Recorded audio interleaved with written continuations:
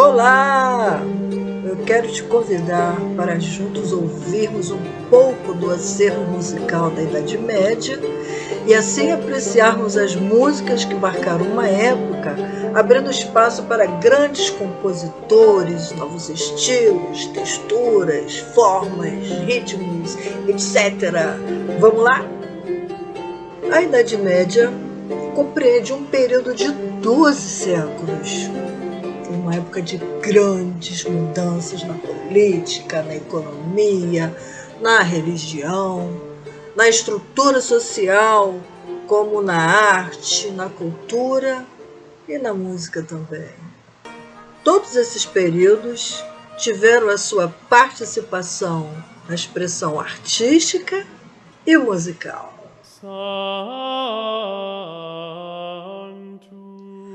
A música canto-chão, ela tem o seu início no ano 800 depois de Cristo. Em sua primeira fase, a música religiosa, conhecida como canto-chão, não tinha acompanhamento.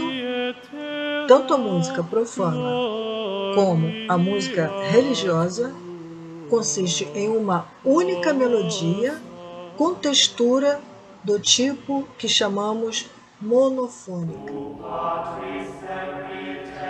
As primeiras músicas polifônicas, ou seja, com duas ou mais linhas melódicas, datavam da segunda metade do século IX. Nos 2 séculos seguintes, os compositores foram gradualmente dando alguns passos no sentido de libertar a voz organal de seu papel como cópia fiel da voz principal. E é aí que surge o contraponto.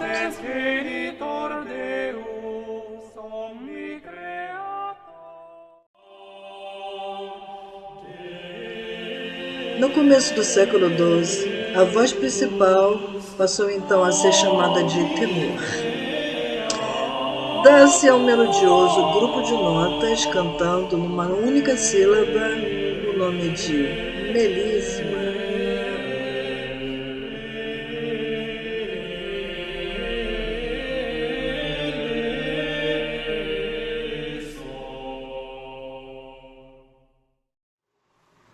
Mais tarde, ainda no século XII, Paris tornou-se um importantíssimo centro musical, desde que em 1163 teve início a construção da Cathédrale de Notre-Dame. Aí as partituras de órgão, como um grupo de compositores pertencentes à chamada Escola de Notre-Dame, alcançaram um admirável estágio de elaboração. Blá, blá, blá. Tudo bem, pessoal?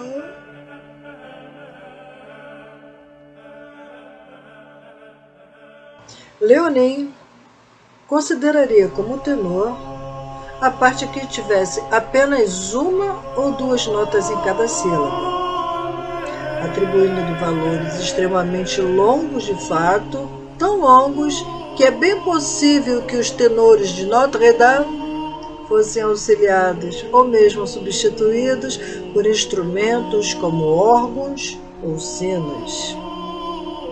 Acima dessa linha, o compositor escreveria um solo e agora com o nome de duplo, isto é, segunda parte, usando um tipo de notação mais rápida, como os antigos compositores faziam no órgão melismático, mas com uma diferença.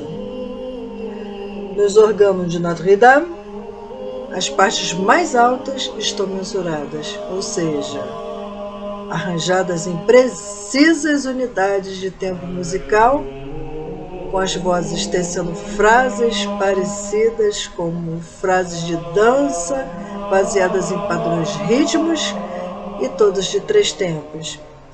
Na verdade, uma métrica emprestada da poesia. Perut foi sucessor de Léonin.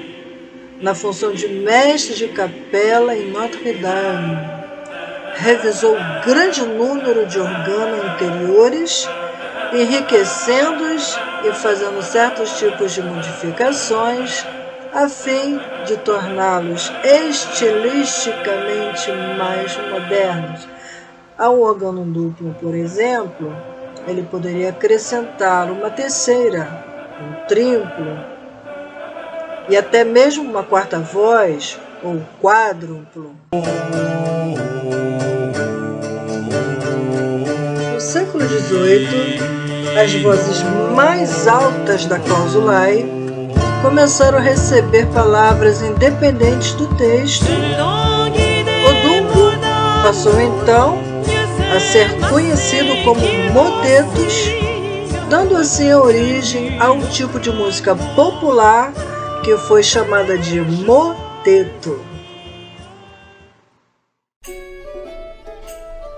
Outro tipo de música que se popularizou entre os compositores de Notre-Dame foi o conductus.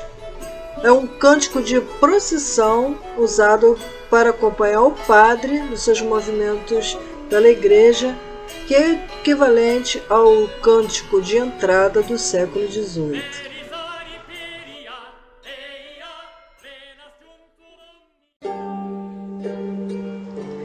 Então, pessoal, espero que você tenha gostado desse vídeo, que tenha sido muito interessante para você, esses momentos aqui de apreciação musical, onde eu procurei passar para você a música ao longo dos tempos e a forma como ela vem evoluindo.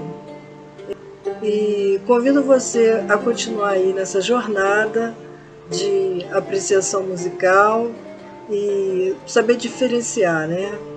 As músicas, suas texturas, seus modos, enfim, toda a sua beleza que serve para enriquecer as nossas vidas. Grande beijo no seu coração, obrigada pela atenção, fiquem com Deus.